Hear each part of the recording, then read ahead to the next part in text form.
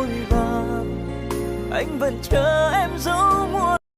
Chỉ thật nắng cứ bùa nhỏ ràng, chỉ thật nắng cứ bùa mò xìa, thật nắng cứ bông lũ cơ thìa, thật giờ cũ chênh chênh.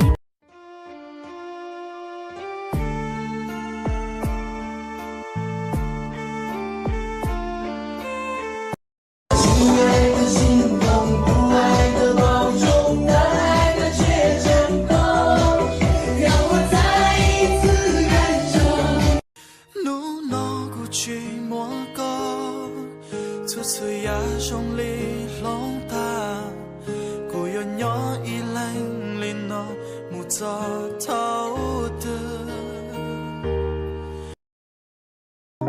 Em nay đã thay đổi, thay cả tính cách yêu xưa. Em quên đi bao câu hứa từng chiều nào anh đón đưa.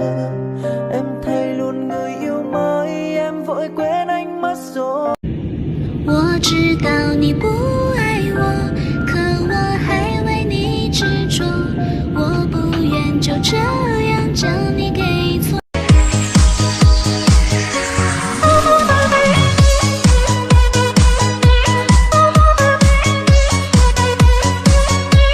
Yêu xa khó lắm người ơi, nhưng lúc nhớ nhung biển khơi cũng như khô cạn. Mỗi phút cô đơn giận nhau, rồi thấy khó khăn hơn cả khi ban đầu.